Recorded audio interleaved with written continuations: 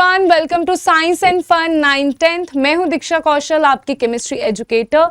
अभी हम कर रहे हैं एनसीईआरटी एग्जाम्पलर के क्वेश्चंस। हम आज करने वाले हैं MCQs questions of chapter number 3 and chapter number 4। इसके जो एमसीक्यू क्वेश्चंस है except for the mole concept हम इसमें इंक्लूड नहीं करेंगे। मोल कंसेप्ट जो बच्चे चाहते हैं कि मोल कंसेप्ट के लिए भी वीडियो आए, वो मुझे कमेंट सेक्शन में लिख के बताओ कि वो आपके स्कूल एग्जाम्स में आ रहा है। तो मोल कंसेप्ट्स विद इट्स क्वेश्चंस में अलग से एक टॉपिक, अलग से एक वीडियो लेके आऊंगी। तो आज की वीडियो में मोल कंसेप्ट वाले क्वेश्चन हम नहीं डिस्कस करने वाले। ओके, सो डिस्कस करते हैं पहले चैप्टर नंबर 3 के क्वेश्चंस जिनमें मोल कंसेप्ट के बारे में नहीं है इतना। ओके, सो फर्स्ट जो क्वेश्चन है, विच of the following correctly represents 360 gram of water. तो बच्चा इसमें मोल कंसेप्ट का सिर्फ एक छोटा सा फॉर्मूला ही लगने वाला है। एक छोटा सा इसका फॉर्मूला लगेगा, number of moles is equals to mass given, क्या है, मास गिवन डिवाइडेड बाय जो भी इसका मॉलिक्यूलर मास होता है। ओके, जो भी इसका मॉलिक्यूलर मास होगा डिवाइडेड हो जाएगा। अब अपना ऊपर क्या आएगा, मास गिवन, जो आपको मास दिया होता है क्वेश्चन में। तो यहां पे क्या मास गिवन है, 360 ग्राम्स। ये भी मोल कंसेप्ट के अंडर ही आएगा, बट हम मोल कंसेप्ट की डिटेल को बाद में पढ़ेंगे। ठीक है, वो आप मुझे कमेंट सेक्शन में बताओ कौन कौन से बच्चों के सिलेबस में आ रहा है, किन बच्चों के सिलेबस में नहीं आ रहा। मोस्टली स्कूल्स में ये कट हो चुका है। Okay, so mass given is 360 and हमारे पास मॉलिक्यूलर मास क्या होता है वाटर का। वाटर का मॉलिक्यूलर मास बेटा कितना होता है, 18 ग्राम्स। ठीक है, तो यहाँ पे हम 18 लिख देंगे और ये क्या आ जाएगा, 20 मोल्स। कितने आ जाएंगे, number of moles will be 20। ठीक है, कितने नंबर ऑफ मोल्स निकल के आ गए हमारे पास, 20। So 20 moles is right. Then there is 2 moles तो नहीं है, 20 मोल्स होती है। देन एक मोल में बच्चा कितने एटम्स या कितने मॉलिक्यूल्स होते हैं, that is Avogadro's number 6.022 into 10⁻23 molecules. Okay, into 10⁻23 molecules. तो यहां पे आ जाएगा 6.022। हमारे पास नंबर ऑफ मोल्स कितने हैं, 20 हैं। नंबर ऑफ मोल्स आर 20 और एक मोल में कितने मॉलिक्यूल्स होते हैं, 6.022 इंटू 10⁻23। तो हम इसको मल्टीप्लाई कर देंगे इसके साथ, हमारे पास क्या आंसर आ जाएगा, the answer will be 120.44 into 10⁻23। इसको हम यहाँ पे, ये भी करेक्ट हो जाएगा, ये इसका रॉन्ग हो जाएगा। So first and fourth option are right. So इसका आंसर क्या आएगा, B is the correct answer.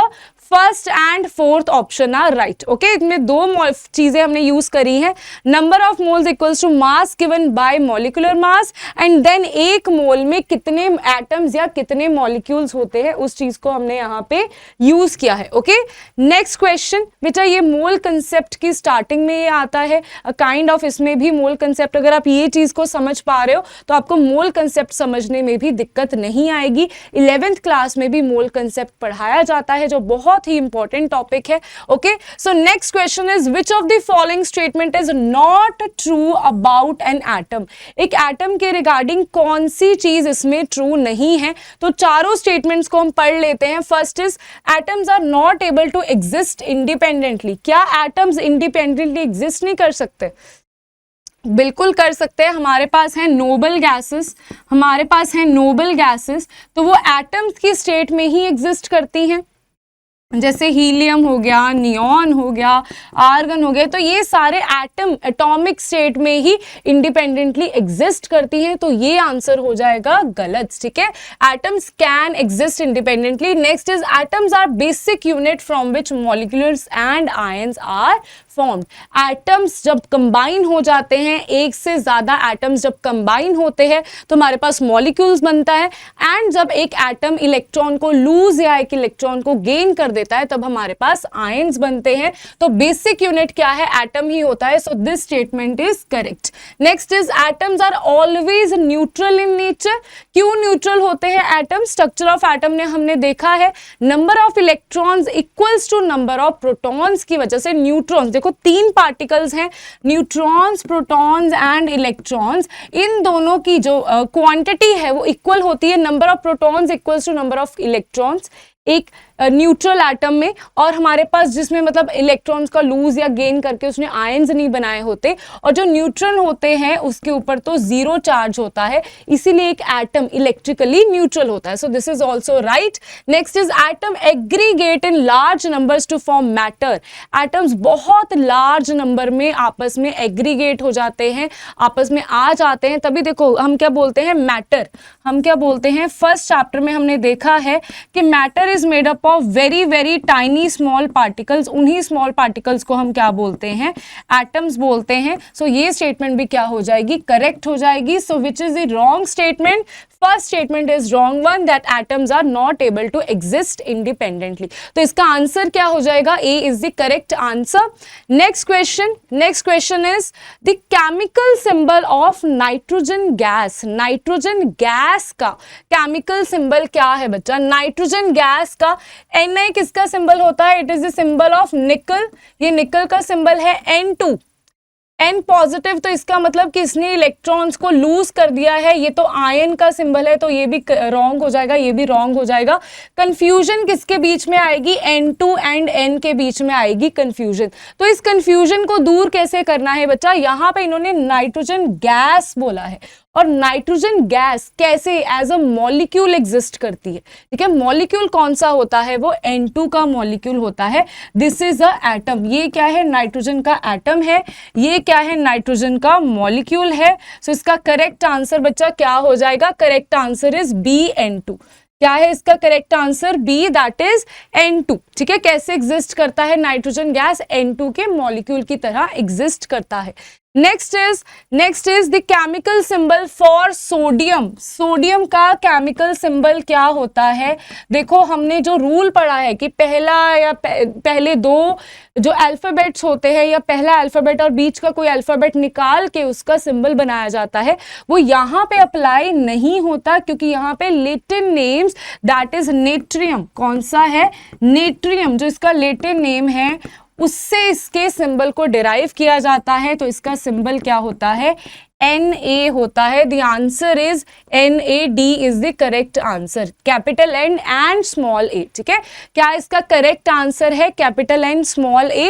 ऐसे ही मुझे बताओ कि सिल्वर का क्या सिंबल होता है, सिल्वर का क्या सिंबल होता है, गोल्ड का क्या सिंबल होता है, एंड मर्क्यूरी का क्या सिंबल होता है. ठीक है, इनके भी सिंबल्स इनके पहले नाम से डिराइव नहीं है, इनके लैटिन नेम से डिराइव्ड है. So this is your homework. मुझे बताओ सिल्वर, गोल्ड एंड मर्क्यूरी का सिंबल क्या होता है, और इनके लैटिन नेम्स कौन से हैं, कौन से नेम से वो सिंबल आया है. ओके, कौन से नेम से वो सिंबल आया है. नेक्स्ट, ये चीज को आपने मेरे को अभी लिख के बताओ कि क्या इसका आंसर है. ठीक है, आपको ये डेफिनेटली सिंबल्स के बारे में तो नॉलेज होनी ही चाहिए कि कौन सा. कई बच्चे इसका सिंबल लिख देंगे SI. SI नहीं होता है, SI किसका सिंबल है, सिलिकॉन का है. GO इसका सिंबल नहीं है, ME इसका सिंबल नहीं है. ठीक है, इसके सिंबल कुछ और है, वो सिंबल सही करके मुझे बताओ आंसर्स में. ठीक है, कमेंट्स में इसका सही आंसर बताओ. इसका क्या है, NA is the correct answer. Next is A change in physical state can be brought about. कहता फिजिकल चेंज में, जो फिजिकल स्टेट में जो चेंज होता है वो हम कैसे लेकर आ सकते हैं. फिजिकल स्टेट मतलब हमारे पास 3 स्टेट हैं, सॉलिड, लिक्विड, गैस. इनमें चेंज हम कैसे लेके आ सकते हैं. First is only when energy is given. जब हम एनर्जी को देते हैं, मतलब एनर्जी दी जाती है, एनर्जी एब्जॉर्ब होती है, सिर्फ तभी हम चेंज लेके आ सकते हैं. या जब एनर्जी की एक सिस्टम से निकाली जाती है तभी हमें एक चेंज लेके आ सकते हैं. या एनर्जी चाहे गिवन हो चाहे टेकन हो, दोनों में सिस्टम में चेंज आ जाएगा. या बिल्कुल भी एनर्जी चेंज ना हो फिर भी चेंज आ जाएगा. ठीक है, तो लास्ट ऑप्शन तो देखने में ही साफ पता लग रहा है कि एनर्जी चेंज तो होगा ही. अगर कोई चीज सॉलिड से लिक्विड में कन्वर्ट हो रही है, अगर कोई चीज, अगर आपके पास आइस क्यूब्स हैं, वो वाटर बन रहा है, वो वाटर बन रहा है, यहाँ पे फिजिकल स्टेट चेंज हो रही है, यहाँ पे फिजिकल स्टेट चेंज हो रही है. आइस क्यूब से वाटर बन रहा है, फिजिकल स्टेट चेंज हो रही है, तो एनर्जी एब्जॉर्ब हो रही है, ठीक है, एनर्जी एब्जॉर्ब हो रही है। अगर कोई चीज गैस से लिक्विड में कन्वर्ट हो रही है, दैट मीन्स कॉन्डेंसेशन हो रही है, तो इस टाइम पे एनर्जी क्या कर रहे हैं, हम सिस्टम से निकाल रहे हैं, एनर्जी निकाल रहे हैं, taken out from the system. So दोनों चीजें चाहिए होती हैं, अगर हमने दोनों में से कोई एक चीज तो होनी ही चाहिए। तो ऐसा नहीं है कि सिर्फ यही कि एनर्जी गिवन ही हो या हम एनर्जी हमेशा ली ही जाए, कुछ भी पॉसिबल है, या तो हम एनर्जी देंगे या हम एनर्जी को ले लेंगे उससे, ठीक है, दोनों चीजें पॉसिबल है अगर हम उसकी फिजिकल स्टेट को चेंज कर रहे हैं। तो द आंसर ऑप्शन क्या है इसका, सी ऑप्शन इज करेक्ट, ठीक है, कौन सा ऑप्शन इसका करेक्ट है, सी ऑप्शन इज करेक्ट, दोनों चीजें हो सकती है। ओके, नेक्स्ट क्वेश्चन बच्चा, अभी हम आते हैं स्ट्रक्चर ऑफ एटम के एमसीक्यूज पे, वेरी वेरी इंपॉर्टेंट, ठीक है, बहुत ही इंपॉर्टेंट चैप्टर है आपकी 9th क्लास का, आगे जाके भी आपको बहुत काम आने वाला है ये चैप्टर। ओके, सो इस चीज को आराम से समझते हैं, ये आपकी चाहे 10th क्लास हो जाए उसमें भी काम आएगा, आपको चीज़ों को समझने के लिए बहुत ज़्यादा काम आएगा। और अगर आपने साइंस लेनी है 11th 12th में, फिर तो ये बहुत ही ज़्यादा इंपॉर्टेंट चैप्टर है। अगर आपका ये वाला चैप्टर क्लियर नहीं होगा तो आपको 11th क्लास में इश्यूज आएंगे, प्रॉब्लम आएंगी, तो अभी से अपने कंसेप्ट्स को क्लियर करके चलो। Okay, so which of the following correctly represent the electronic distribution in the MG atom, आपका एमजी एटम है, उसके बीच में हमें बताना है इलेक्ट्रॉनिक कॉन्फ़िगरेशन कैसे होती है, KLM करके हम इलेक्ट्रॉनिक कॉन्फ़िगरेशन को बताते हैं। मैग्नीशियम का देखो, इलेक्ट्रॉनिक कॉन्फ़िगरेशन में इलेक्ट्रॉन्स की बात कर रहे हैं, और इलेक्ट्रॉन्स किससे रिलेटेड होते हैं, एटॉमिक नंबर से रिलेटेड होते हैं। तो इसका एटॉमिक नंबर क्या होता है बेटा, इसका एटॉमिक नंबर होता है 12, इसका एटॉमिक नंबर क्या है, 12 होता है इसका। Sodium magnesium, sodium is 11 atomic number, उसके बाद 12 पे आता है मैग्नीशियम। तो मैग्नीशियम देखो K में आते हैं 2 मैक्सिमम इलेक्ट्रॉन्स, इसमें 8 आते हैं, इसमें मैक्सिमम 8 आते हैं, तो इसके इलेक्ट्रॉनिक कॉन्फ़िगरेशन को फिल कर देते हैं। 2 तो इलेक्ट्रॉन्स इसमें आ चुके हैं, बच्चे कितने, 10 इलेक्ट्रॉन्स, उन 10 में से 8 इलेक्ट्रॉन्स यहां पे चले जाएंगे। समझे इस बात को, पहले हमारे पास 12 इलेक्ट्रॉन है, उसमें से 2 इलेक्ट्रॉन कहां पे चले गए, K शेल में चले गए, बचे कितने मेरे पास अभी 10 इलेक्ट्रॉन बचे हैं, उन 10 में से 8 इलेक्ट्रॉन कहां चले जाएंगे, L शेल में। L शेल मैक्सिमम 8 इलेक्ट्रॉन्स को ही ऑक्यूपाई कर सकता है, इसका ऑक्टेट फिल हो चुका है, अभी और इलेक्ट्रॉन्स यहां पे नहीं आएंगे। तो अभी इलेक्ट्रॉन्स कहां पे जाएंगे, अभी इलेक्ट्रॉन्स जाएंगे M शेल की तरफ, कहां पे जाएंगे, M शेल की तरफ इलेक्ट्रॉन जाएंगे। तो M शेल में मैक्सिमम 8 हो सकते हैं, लेकिन बेटा हमारे 10 इलेक्ट्रॉन्स तो 12 में से 10 इलेक्ट्रॉन्स तो जा चुके हैं, एक किसमें, 2 K में जा चुके हैं, 8 हमारे पास जा चुके हैं L में, तो बच्चे कितने, 2 इलेक्ट्रॉन्स। तो M के पास कितने इलेक्ट्रॉन्स आएंगे, 2 इलेक्ट्रॉन्स आएंगे। M के पास कितने इलेक्ट्रॉन्स आएंगे, 2 इलेक्ट्रॉन्स आएंगे। ये हो गया गलती से रिमूव, एक मिनट इसको दोबारा से लिख देते हैं। Mg का क्या है, 12 है इसका एटॉमिक नंबर, KLN है, इसमें आ गए 2 इलेक्ट्रॉन, इसमें आ गए 8 इलेक्ट्रॉन, इसमें आ गए 2 इलेक्ट्रॉन, ठीक है। तो इसकी इलेक्ट्रॉनिक डिस्ट्रीब्यूशन क्या हो गई, 282, that is B is the correct answer. 282 हो गई इसकी इलेक्ट्रॉनिक डिस्ट्रीब्यूशन, मतलब इलेक्ट्रॉनिक कॉन्फ़िगरेशन, ठीक है, क्या हो गई 282। ओके, अगर इसकी वैलेंसी आपसे पूछी जाए, वैलेंसी क्या होगी इसकी, +2 होगी इसकी वैलेंसी। वाई, सो एक तो लूज कर देगा, इसलिए इस पे पॉजिटिव चार्ज आ जाएगा। लूज क्यों करेगा, क्योंकि बेटा देखो इसको अपना ऑक्टेट पूरा करना है, तो ऑक्टेट पूरा करने के लिए 2 ही चीजें करेगा, या तो ये 6 इलेक्ट्रॉन्स को गेन करना चाहेगा, या तो ये 2 इलेक्ट्रॉन्स को लूज करना चाहेगा। तो हम क्या देखते हैं, जहां पे पैसे का लेन देन कम हो वहां पे ही जाएंगे। तो ये 6 मिनिमम नंबर की तरफ जाता है, किसकी तरफ, मिनिमम नंबर की तरफ। तो इसमें मिनिमम नंबर क्या है, ये 6 इलेक्ट्रॉन्स को गेन करना, 6 इलेक्ट्रॉन्स को गेन करना इजी समझेगा, या 2 इलेक्ट्रॉन्स को लूज करना, मिनिमम की तरफ जाएगा। तो ये 6 इलेक्ट्रॉन्स को गेन करना बोलेगा कि नहीं ये तो बहुत ज्यादा काम है, काम तो मुझे कम करना है, आलसी सभी है, तो ये भी आलसी है, ये क्या करेगा, 2 इलेक्ट्रॉन्स को लूज कर देगा। इसीलिए इसकी वैलेंसी क्या आ जाएगी, Mg2 पॉजिटिव। क्या होती है इसकी वैलेंसी, Mg2 पॉजिटिव। ओके, सो इसमें क्या आ जाता है, इसका correct answer is B, 282, valency क्या हो जाएगी, Mg2 positive. Okay, so next question क्या है आपका, Rutherford's alpha particle scattering experiment resulted into discovery of, Rutherford ने किस चीज की डिस्कवरी करी थी, किस चीज की? क्या उसने इलेक्ट्रॉन की डिस्कवरी करी थी? नहीं। थॉमसन ने करी थी। क्या उसने प्रोटॉन की डिस्कवरी करी थी? नहीं। रदरफोर्ड ने प्रोटॉन की डिस्कवरी नहीं करी थी, उन्होंने न्यूक्लियस की डिस्कवरी करी थी। किस चीज की? न्यूक्लियस के बारे में बताया था कि न्यूक्लियस एक स्मॉल डेंस है, ठीक है, बहुत ही स्मॉल है, छोटे से एरिया में ही कन्फाइंड है और बहुत ही ज्यादा डेंस है, बहुत भारी है, जिसके बीच में क्या है, जिसके बीच में वो कहता पॉजिटिव चार्ज तो है ही।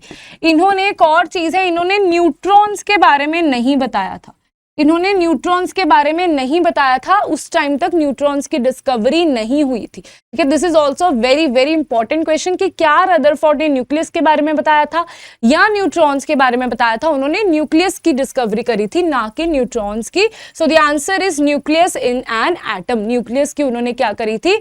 डिस्कवरी करी थी। Next question is the number of electrons in an element X is 15। तो क्या है? वो कह रहा है कि नंबर ऑफ इलेक्ट्रॉन्स एक एलिमेंट X में कितने हैं?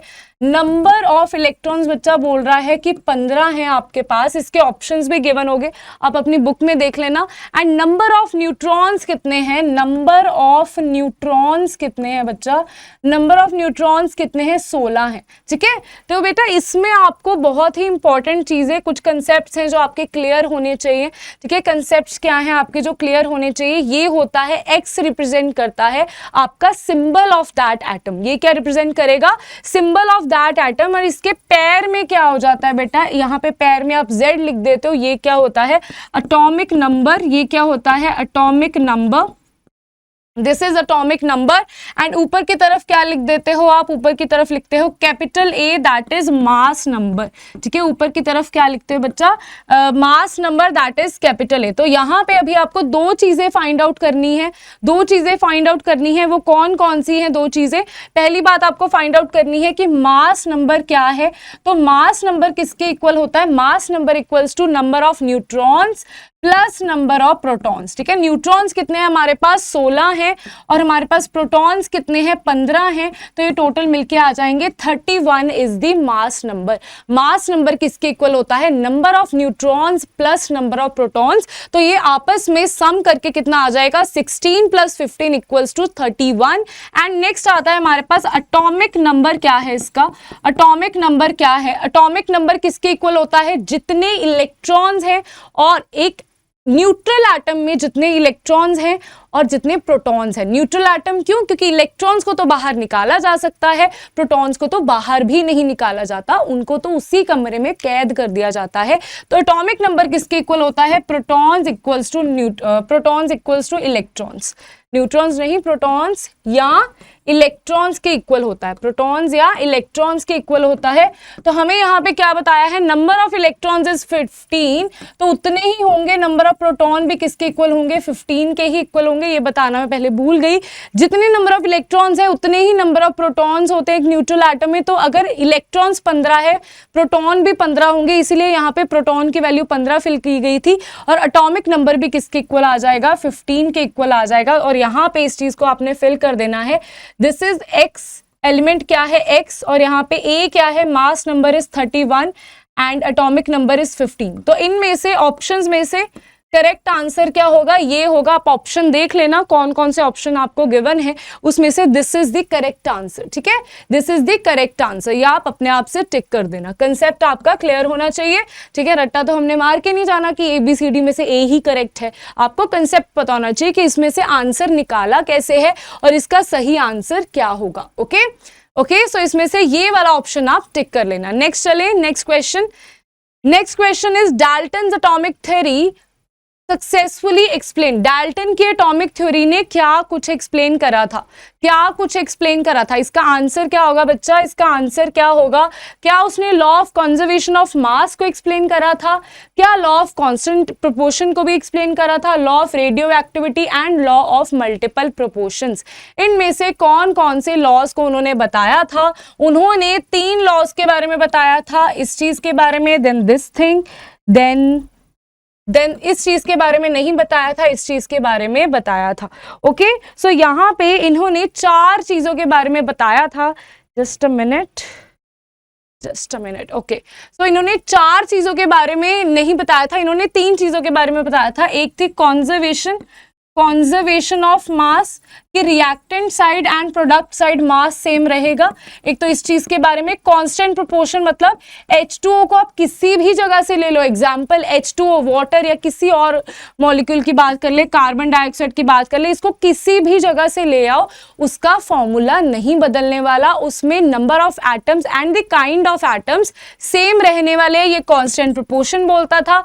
मल्टीपल प्रोपोर्शन बोलता था कि अगर आपके पास 2 एटम्स हैं, 2 एलिमेंट्स हैं, वो आपस में एक से ज्यादा रेशो में कंबाइन करके अलग अलग डिफरेंट टाइप ऑफ प्रोडक्ट बना सकते हैं। जैसे कि आपके पास कार्बन डाइऑक्साइड है, कार्बन मोनोऑक्साइड है, ये भी सेम एटम से बनी है, ये भी सेम एटम से बनी है, बट मल्टीपल प्रोपोर्शंस में बनी है, इसलिए कंपाउंड डिफरेंट हो जाता है। ठीक है, बट अगर हम कार्बन डाइऑक्साइड की स्पेसिफिकली बात करें, वो हर दुनिया में हर जगह पे CO2 ही रहेगा उसका फॉर्मूला, एंड कार्बन मोनोऑक्साइड का CO ही रहेगा। ओके, तो इन तीनों के बारे में उन्होंने एक्सप्लेन करा था। First, second and fourth is the right answer. First, second and fourth, that means D is the right answer. D is the right answer. कौन सा आंसर है इसका right? D is the right answer.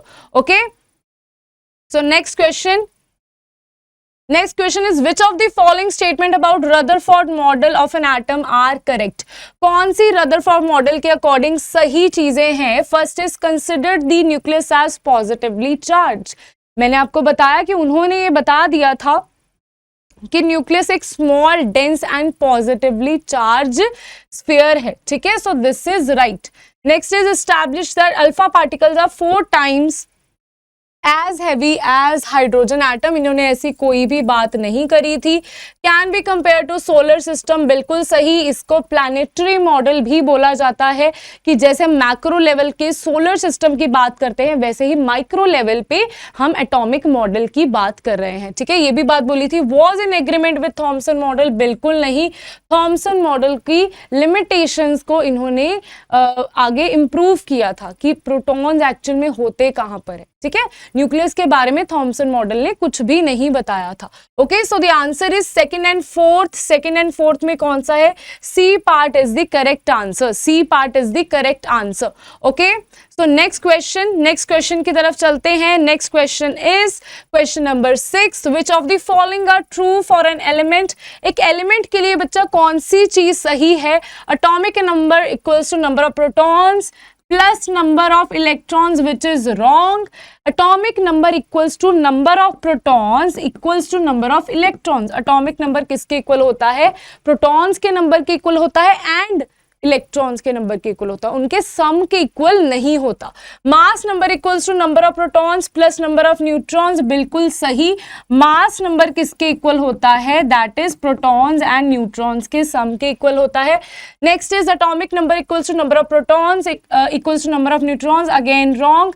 Neutrons के equal नहीं होता। ठीक है, neutrons protons से ज्यादा भी हो सकते हैं या प्रोटॉन्स के इक्वल हो सकते हैं। न्यूट्रॉन्स प्रोटॉन्स से कम नहीं हो सकते। ठीक है, atomic number equals to number of protons equals to number of electrons. So the correct answer is second and fourth. Correct answer is second and fourth. बेटा इसमें आपको 2 चीजें याद रखने वाली हैं, 2 चीजें आपको याद रखने वाली है। आधा तो आपका चैप्टर, आधे क्वेश्चंस आपके उन्हीं 2 चीजों से सॉल्व हो जाने वाले हैं। ठीक है, that is atomic number equals to electrons equals to protons. ठीक है, और मास नंबर आपका किसके इक्वल है? Mass number equals to protons plus neutrons. So this is in nutshell, आपको ये चीज याद रखनी है। और एक और चीज आपको याद रख लेनी है, इसको Z से रिप्रेजेंट किया जाता है, इसको A से रिप्रेजेंट किया जाता है। और अगर आपको एक एलिमेंट की कैसे उसको दिखाना है, एक एलिमेंट को कैसे शो किया जाता है, तो ये उसका सिंबल होगा। पैर में उसके एटॉमिक नंबर होता है एंड सिर पे उसके कौन रखा होता है? एटॉमिक मास होता है। मास भारी होता है ना, भारी चीज को हम सिर पे उठाते हैं। ठीक है, हल्की चीज को तो हम पैर से भी उठा लेते हैं, वही चीज है। ठीक है, एटॉमिक नंबर क्या है? हल्का सा होता है तो उसको पैर में उठाया हुआ है, और भारी चीज को उसने सिर पे उठा रखा है। ये हमारा एलिमेंट है, ये खुद हो आप। ठीक है, सो ओके, नेक्स्ट चलते हैं, इस चीज को समझ लो। ठीक है, नेक्स्ट क्वेश्चन देखते हैं। Question number 7th is in the Thomson's model of atom, which of the following statements are correct? Thomson model of atom, watermelon, plum pudding, watermelon, है ना, वो वाला मॉडल की बात कर रहा है, पहला मॉडल की बात कर रहा है। The mass of atom is assumed to be uniformly distributed over the atom, की जो मास है उस एटम का वो यूनिफॉर्मली सारी जगह डिस्ट्रीब्यूटेड होता है, which is right. Next is the positively charge is assumed to be uniformly distributed over the atom, जो पॉजिटिवली चार्ज है उसको रेड पार्ट की तरह बोला जाता है, वो यूनिफॉर्मली डिस्ट्रीब्यूटेड होता है। इलेक्ट्रॉन्स जो होते हैं are uniformly distributed in the positively charged sphere, कहते हैं जो इलेक्ट्रॉन्स होते हैं वो यूनिफॉर्मली डिस्ट्रीब्यूटेड होते हैं उस स्फीयर में, then there is electrons attract each other, which is wrong. ठीक है, ये तो गलत हो गया है। एक मिनट, फर्स्ट तो इसका करेक्ट जाएगा, देन इसमें सेकंड भी इसका करेक्ट जाएगा। फर्स्ट करेक्ट है, देन सेकंड करेक्ट है। ओके, तो इसमें आंसर क्या आएगा? First, second and third. Okay, तो इलेक्ट्रॉन्स आर यूनिफॉर्मली डिस्ट्रीब्यूटेड, इसमें मैं थोड़ी सी कंफ्यूज हो गई थी कि इलेक्ट्रॉन्स आर यूनिफॉर्मली डिस्ट्रीब्यूटेड। ठीक है, तो ये रहा इसका रेड पार्ट जो प्रोटॉन्स को सिग्निफाई करता है। प्रोटॉन्स मतलब पॉजिटिव चार्ज के बारे में, उस टाइम पे प्रोटॉन्स के बारे में कुछ नहीं पता था, तो पॉजिटिवली चार्ज। और इसमें जो इलेक्ट्रॉन्स हैं वो बीज की तरह बीच बीच में कहीं कहीं कहीं के पाए जा रहे हैं, तो वो भी क्या है, बीच में, जैसे हम सौगी खीर में डालते हैं ना, वैसे हमें कभी भी कहीं भी मिल सकते हैं, तो वो भी क्या है, इलेक्ट्रॉन्स उस पॉजिटिव स्फीयर में यूनिफॉर्मली डिस्ट्रीब्यूटेड है। So the answer is first, second and third are correct. ठीक है, first, second and third are correct. Answer number A is true. ठीक है, answer number A is true. कौन सा सही है? Answer number A is true. Okay, so next चलते हैं, नेक्स्ट की तरफ देखते हैं। Next question is Rutherford's alpha particle scattering, कहते हैं जो रदरफोर्ड का अल्फा पार्टिकल स्कैटरिंग एक्सपेरिमेंट है उसमें इलेक्ट्रॉन्स हैव नेगेटिव चार्ज, उसमें क्या इलेक्ट्रॉन्स का नेगेटिव चार्ज होता है? क्या इलेक्ट्रॉन्स का नेगेटिव चार्ज होता है? इसका आंसर दो। क्या इलेक्ट्रॉन्स का नेगेटिव चार्ज होता है? उन्होंने क्या इस चीज के बारे में बताया था? नहीं, उन्होंने इस चीज के बारे में नहीं बताया था। हालांकि इलेक्ट्रॉन्स का नेगेटिव चार्ज होता है, बट ये रदरफोर्ड ने थोड़ी ना बताया था कि इलेक्ट्रॉन्स का नेगेटिव चार्ज होता है, वो तो कैथोड रे एक्सपेरिमेंट से पता लगा था। Next is the mass and positive charge of atom is concentrated in the nucleus, इसके बारे में हमें रदरफोर्ड ने बताया था कि जो मास होता है वो सारा का सारा एटम का न्यूक्लियस के अंदर पड़ा होता है। ठीक है, nucleus is responsible for mass of that atom. ठीक है, तो ये हमें किसने बताया था? रदरफोर्ड ने बताया था। This is right.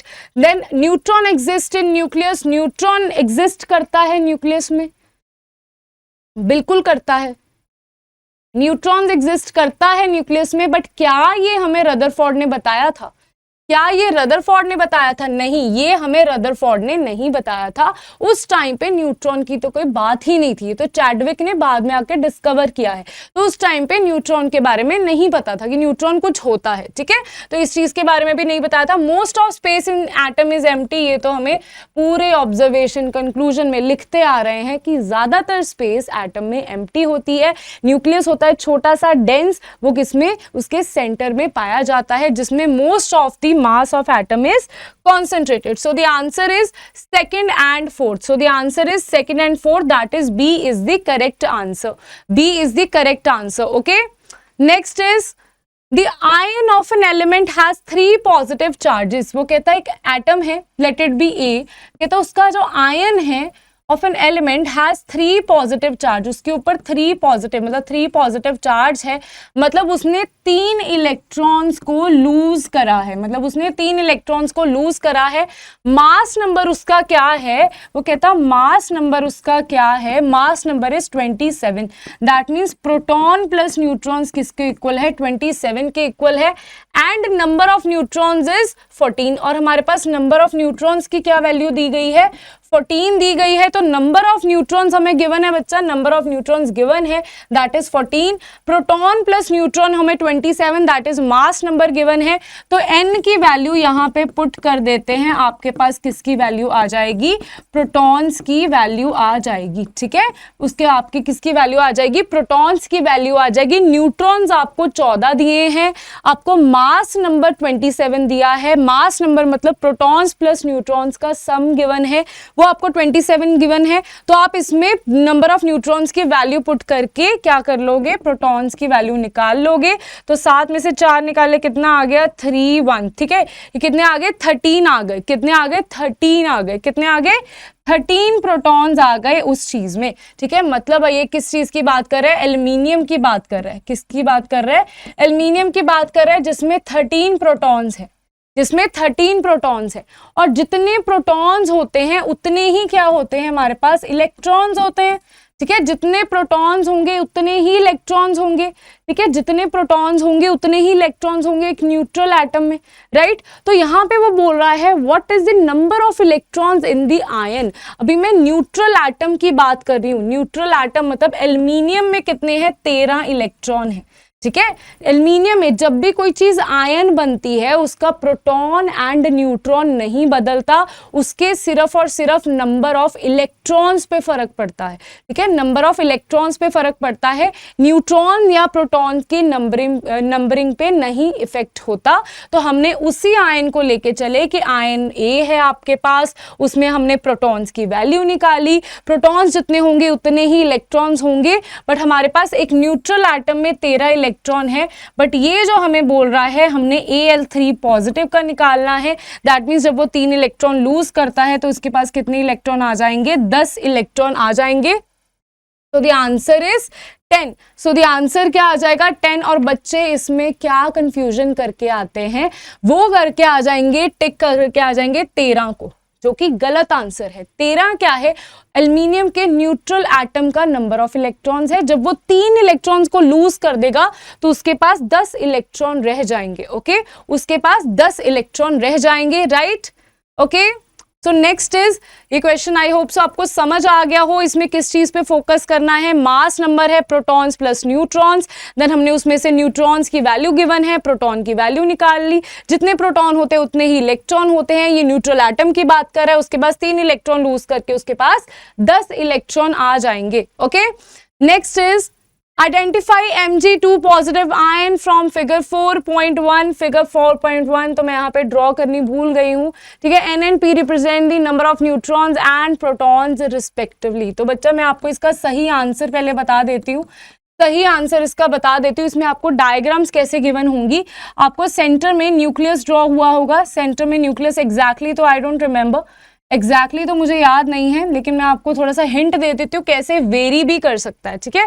कैसे ये चीज वेरी भी कर सकती है। यहाँ पे आपको शेल्स गिवन होंगे, यहाँ पे आपको शेल्स गिवन होंगे, K&L शेल, K&L शेल, ठीक है, K&L शेल गिवन होंगे। तो यहाँ पे आपको हो सकता है 3 M शेल भी गिवन हो, ठीक है, कहीं कहीं पे M शेल भी गिवन हो। तो हम यहाँ पे 3 शेल्स ही बना लेते हैं, 3 शेल्स ही बना लेते हैं हम यहाँ पे, ओके, राइट। एक मिनट, इसको हम थोड़ा सा सेटल आउट कर देते हैं। ये रहा आपका न्यूक्लियस एंड यहाँ पे हम शेल्स बना देते हैं, ठीक है। ये रहा पहला शेल, दूसरा shell and this is your third shell, okay, okay, this is your third shell. तो इस चीज में भावनाओं में मत बह जाना कि मैम इसके शेल्स आपने इतनी नजदीक क्यों बनाए। ये जस्ट मैंने रफ डायग्राम बनाई है, बिल्कुल रफ डायग्राम है। तो आप में सिर्फ इलेक्ट्रॉन्स का ध्यान रखो कि जो Mg2 पॉजिटिव है, Mg2 पॉजिटिव है, इसमें आपको बहुत सारे तरीके से गिवन होगा कि आपको K में कहीं पे 3 इलेक्ट्रॉन्स फिल करे होंगे, L में कहीं पे 5-6 इलेक्ट्रॉन्स फिल करे होंगे और यहाँ पे कहीं पे 2 इलेक्ट्रॉन्स फिल करे होंगे। कईयों में आपको कई ऑप्शन में M शेल दिखेगा ही नहीं, उसमें ऐसे इलेक्ट्रॉन्स फिल करे होंगे, ठीक है। इस तरीके से इलेक्ट्रॉन्स बहुत सारी डिफरेंट तरह के आपको डायग्राम्स देखने को मिल सकती है। बट आपका मेन मोटिव क्या होना चाहिए, पहले तो आपको इसकी इलेक्ट्रॉनिक कॉन्फ़िगरेशन लिखनी है। पहले क्या होना चाहिए, ऑप्शंस पे ज्यादा ध्यान ही नहीं देना, कंफ्यूज हो जाओगे, ठीक है। Mg2 पॉजिटिव का दिखाना है ना, डायग्रामेटिकली कैसे रिप्रेजेंट करना है। तो आपको Mg2 पॉजिटिव देखना है, Mg है उसमें 12 इलेक्ट्रॉन्स होते हैं। Mg2 पॉजिटिव में कितने इलेक्ट्रॉन्स होंगे, दैट विल बी 10 इलेक्ट्रॉन्स होंगे। ये रहे K, L, M, N आपके पास शेल होंगे। K के पास 2 इलेक्ट्रॉन आ जाएगा, पीछे कितने बचे, 8 electrons. That means this is your electronic configuration, this is your electronic configuration of Mg2 positive की। कि K में आपके 2 इलेक्ट्रॉन्स हैं तो आपने सेंटर में बनाना है न्यूक्लियस, सेंटर में बनाया न्यूक्लियस और ऊपर आ गया आपके K शेल आएगा, K शेल देन देन आपका आएगा एल शेल। एम शेल आप यहाँ पे नहीं बनाने की जरूरत है, क्यों? क्योंकि एम शेल में कोई इलेक्ट्रॉन्स हमने दिखाए ही नहीं है, कोई है ही नहीं इलेक्ट्रॉन्स। तो यहाँ पे कैसे आएगा आपका, कैसे आएगा? This will be, electrons represent करते हैं व्हाइट से, व्हाइट से इलेक्ट्रॉन्स को रिप्रेजेंट कर देते हैं। तो इलेक्ट्रॉन्स के में 2 इलेक्ट्रॉन्स है, तो पहला electron and this is your second electron. L में कितने हैं? 1 2 3 4 5 6 7 8। एल में कितने हैं? 8 इलेक्ट्रॉन्स है। So this will be your right answer. तो ऑप्शंस में से सही आंसर को टिक करना है, जो होगा ये वाला, जिसमें आपके पास 2 इलेक्ट्रॉन्स किसमें होंगे? के शेल में होंगे, और एल शेल में कितने इलेक्ट्रॉन्स होंगे? 8 इलेक्ट्रॉन्स होंगे। बाकी सारे ऑप्शंस को आपने एलिमिनेट कर देना है। ओके, सो आपने अपनी बुक निकालनी है, उसमें से ये ऑप्शंस को टिक कर देना है। मेन आना क्या चाहिए आपको? इलेक्ट्रॉनिक कॉन्फ़िगरेशन आनी चाहिए। इलेक्ट्रॉनिक कॉन्फ़िगरेशन अगर आती है, आप किसी भी एटम की डायग्रामेटिकली रिप्रेजेंटेशन कर सकते हो। ओके ओके, सो ये क्लियर है आपको? ये क्लियर है? इसी बात पे हम क्या करते हैं, एक और चीज कर लेते हैं, हम एक और चीज कर लेते हैं। Al3 पॉजिटिव का अगर आपको कोई बोले कि एग्जैक्टली सेम तरीके से आपको करनी है Al3 पॉजिटिव की, तो आप कैसे करोगे? This will be your Al, right? Al में कितने होते हैं? 13 इलेक्ट्रॉन्स होते हैं। Al3 पॉजिटिव में कितने इलेक्ट्रॉन्स होंगे? 10 इलेक्ट्रॉन्स होंगे, क्योंकि वो 3 इलेक्ट्रॉन्स को लूज कर देगा, तो 10 इलेक्ट्रॉन्स आ जाएंगे। सो दिस इज KLM। के पे कितने इलेक्ट्रॉन आ गए? 2, और एल पे कितने आ गए? 8 इलेक्ट्रॉन्स। तो एग्जैक्टली सेम डायग्राम बनेगी। क्यों एग्जैक्टली सेम डायग्राम बनेगी? क्योंकि हम यहाँ पे Al3 पॉजिटिव की बात कर रहे हैं, Al3 पॉजिटिव की बात कर रहे हैं। अगर यहाँ पे आपको पूछा जाए कि आपको Al3 पॉजिटिव की नहीं, Al की डायग्राम बनानी है, Al का एटॉमिक स्ट्रक्चर बनाना है, तो Al का एटॉमिक स्ट्रक्चर आप कैसे बनाओगे? Al में कितने इलेक्ट्रॉन्स हैं? 13 इलेक्ट्रॉन्स हैं। तो आप 13 इलेक्ट्रॉन्स में से 2 आ गए के में, 8 आ गए एल में, और बच्चे कितने? 13 में से 10 तो जा चुके हैं, बच्चे कितने? 3 इलेक्ट्रॉन, वो कहाँ पे आ जाएंगे? एम शेल में आ जाएंगे। तो इसकी डायग्राम कैसी बनेगी बच्चा? इसकी डायग्राम कैसी बनेगी? अगर आपको इलेक्ट्रॉनिक कॉन्फ़िगरेशन समझ में आ रही है, तो इसकी डायग्राम बनानी भी बहुत ही इजी है। कैसे आप बनाओगे? दिस विल बी, के पास आपके 2 इलेक्ट्रॉन्स आ गए हैं, एल के पास 1 2 3 4 5 6 7 8, और यहाँ पे एम के पास 1 2 3 इलेक्ट्रॉन्स। ठीक है, इस तरीके से आपने बना देना है, इस तरीके से आपने बनाना है। कोई भी एटम की आपको इलेक्ट्रॉनिक कॉन्फ़िगरेशन, पहले 20 एलिमेंट्स की इलेक्ट्रॉनिक कॉन्फ़िगरेशन एंड उसका एटॉमिक स्ट्रक्चर ड्रॉ करना आना चाहिए। कोई भी आपसे पूछा जा सकता है, right? Okay okay, so next is, next चले, नेक्स्ट की तरफ देखते हैं। नेक्स्ट इज, नेक्स्ट क्या आता है आपके पास? In a sample of ethyl ethanoate, अगर आपके पास इथाइल इथेनोएट है, वो कहता 2 ऑक्सीजन एटम्स हैं आपके पास। ठीक है, इसमें 2 ऑक्सीजन एटम्स हैं, have same number of electrons, कहते हैं इनमें सेम नंबर ऑफ इलेक्ट्रॉन्स हैं, इलेक्ट्रॉन सेम है, but different number of neutrons, but उनमें क्या है? डिफरेंट नंबर ऑफ न्यूट्रॉन्स हैं। तो बेटा ये बात को समझना है, अगर उसमें सेम नंबर ऑफ इलेक्ट्रॉन्स हैं, तो उसमें सेम नंबर ऑफ प्रोटॉन्स भी होंगे, क्योंकि इलेक्ट्रॉन्स एंड प्रोटॉन्स सेम होते हैं, एक एटम एक मॉलिक्यूल में। तो उसमें एटम्स, एक ऑक्सीजन एटम की बात कर रहे हैं, तो 2 ऑक्सीजन एटम है कहता आपके पास, this is 1, this is oxygen atom number 2। ठीक है, इसमें कहता है इलेक्ट्रॉन्स जो हैं वो सेम है, प्रोटॉन्स जो हैं फिर वो भी सेम होंगे। ठीक है, अगर इलेक्ट्रॉन सेम है, प्रोटॉन भी सेम होंगे, बट वो कहता है न्यूट्रॉन्स इसमें सेम नहीं है। ये तो दोनों इक्वल है, इलेक्ट्रॉन्स इक्वल हैं, प्रोटॉन्स इक्वल हैं, बट न्यूट्रॉन्स इन दोनों के सेम नहीं है, वो क्या है? डिफरेंट है। तो जब न्यूट्रॉन्स डिफरेंट हो जाते हैं, तो उसका मास नंबर डिफरेंट हो जाता है। ठीक है, इसका क्या मतलब है? एटॉमिक नंबर तो सेम है, एटॉमिक नंबर तो सेम है। एटॉमिक नंबर क्यों सेम आया? क्योंकि इलेक्ट्रॉन्स भी सेम है, प्रोटॉन्स भी सेम है, तो एटॉमिक नंबर तो सेम है, बट इसका मास नंबर डिफरेंट आ जाएगा। मास नंबर डिफरेंट आ जाएगा क्योंकि मास नंबर होता है प्रोटॉन्स प्लस न्यूट्रॉन्स। तो अगर उसमें प्रोटॉन्स जो हैं वो सेम है, बट न्यूट्रॉन्स डिफरेंट हो गए हैं, तो टोटल मास नंबर भी डिफरेंट हो जाएगा। तो इसका आंसर क्या आता है? जिनमें एटॉमिक नंबर सेम होता है, मास नंबर डिफरेंट होता है, उसको हम बोलते हैं आइसोटॉप्स। उसको हम क्या बोलते हैं? आइसोटॉप्स। क्या बोलते हैं? आइसोटॉप्स। एंड आइसोबार्स क्या होता है? जिसमें जिसमें एटॉमिक नंबर डिफरेंट होता है और मास नंबर सेम होता है, ठीक है। जिसमें एटॉमिक नंबर डिफरेंट होता है और मास नंबर सेम होता है उसको हम आइसोबार्स बोलते हैं। इसका करेक्ट आंसर क्या आ जाएगा? 2 oxygen atoms are isotopes because they have same atomic number and different mass number. Okay, जब नंबर ऑफ न्यूट्रॉन्स डिफरेंट हो जाते हैं तो आइसोटॉप्स होता है। ओके, नेक्स्ट चले, नेक्स्ट की तरफ देखते हैं। Next question is elements with valency 1 are, कहता है जिनकी वैलेंसी जो है 1 है। वैलेंसी का क्या मतलब होता है? इलेक्ट्रॉन्स को लूज करना या इलेक्ट्रॉन्स को गेन करना। तो इसका क्या मतलब है? वैलेंसी क्या होती है? कितने इलेक्ट्रॉन्स उसने लूज करे या कितने इलेक्ट्रॉन्स उसने गेन करे। अगर किसी चीज की वैलेंसी 1 है उसका क्या मतलब है? या तो उसने एक इलेक्ट्रॉन्स को लूज करा होगा या उसने एक इलेक्ट्रॉन को गेन करा होगा, ठीक है। या उसने एक इलेक्ट्रॉन को लूज करा होगा या एक इलेक्ट्रॉन को गेन करा होगा। जब कोई चीज एक इलेक्ट्रॉन को लूज करती है उसे हम क्या बोलते हैं? मेटल, ठीक है, इसके बोलते हैं मेटल्स। जब इलेक्ट्रॉन्स गेन होते हैं तो हम उसे क्या बोलते हैं? नॉन मेटल, ठीक है। गेन कहां पे होते हैं? नॉन मेटल में होते हैं। तो कहता ऑलवेज मेटल, नो, ठीक है। अगर हम एक वैलेंसी, हम गेन या लूज की बात ही नहीं कर रहे हैं, ठीक है। अगर स्पेसिफाई करा होता कि एक वैलेंसी, अगर यहाँ पे स्पेसिफाई 1 की जगह +1 लिखा होता तो हम बोल देते कि हाँ ऑलवेज मेटल होता।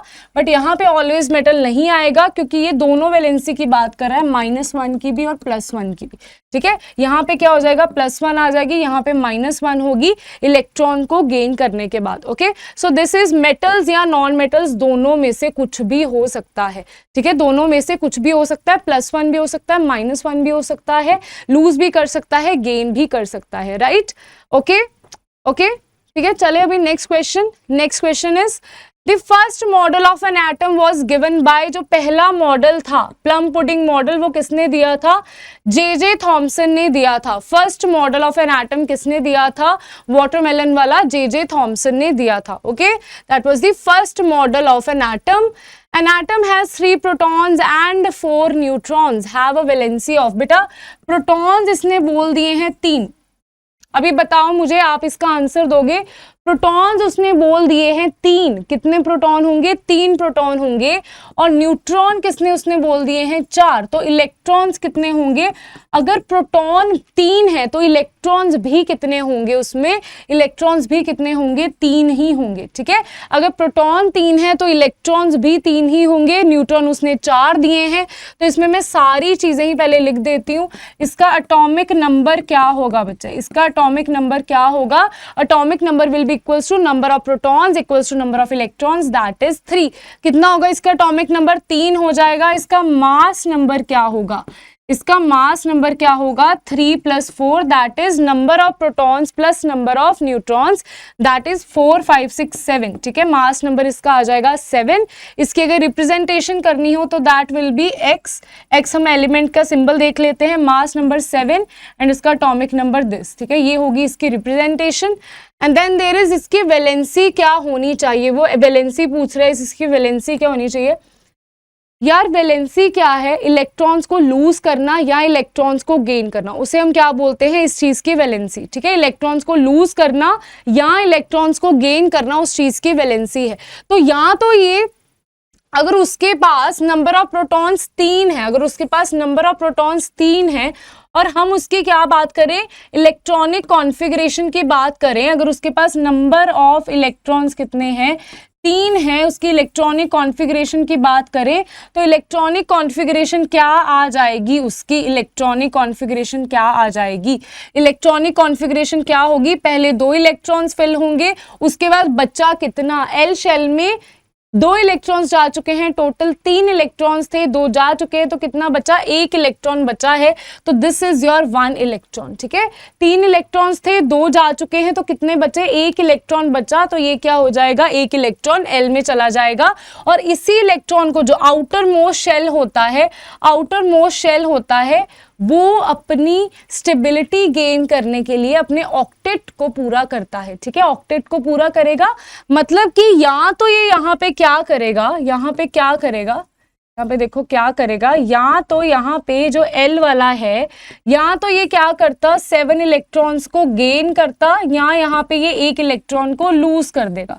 तो 7 इलेक्ट्रॉन्स को गेन करना तो बहुत बड़ी बेवकूफ़ी है। 7 इलेक्ट्रॉन्स मतलब बहुत भारी रिपल्शन, गेन तो नहीं करेगा, ठीक है, मिनिमम नंबर की तरफ जाता है तो गेन तो नहीं करेगा, 1 इलेक्ट्रॉन को लूज कर देगा, और जितने इलेक्ट्रॉन्स को लूज या गेन करता है वही होती है उसकी वैलेंसी। सो वैलेंसी इसकी क्या आ जाएगी, 1 will be the valency of this atom, ठीक है, जिसके पास 3 प्रोटॉन्स है उसकी वैलेंसी क्या आ जाएगी, 1 आ जाएगी। ओके, नेक्स्ट देखिए, नेक्स्ट क्वेश्चन की तरफ चलते हैं। The electron distribution in aluminium is, electronic distribution in aluminium मैंने आपको अभी करवाई है। एल्यूमिनियम की कितने इलेक्ट्रॉन्स होते हैं, 13 इलेक्ट्रॉन्स होते हैं, KLMN होती है हमारे पास इलेक्ट्रॉनिक डिस्ट्रीब्यूशन, और यहाँ पे K में आते हैं 2 इलेक्ट्रॉन्स, देन उसके बाद 2 इलेक्ट्रॉन्स तो जा चुके हैं, 13 में से 2 इलेक्ट्रॉन्स जा चुके हैं, पीछे कितने बचे, 11 इलेक्ट्रॉन्स, पीछे कितने बचे, 11 इलेक्ट्रॉन्स, और एल शेल मैक्सिमम कितने को ऑक्यूपाई कर सकता है, 8 इलेक्ट्रॉन को फिल कर सकता है।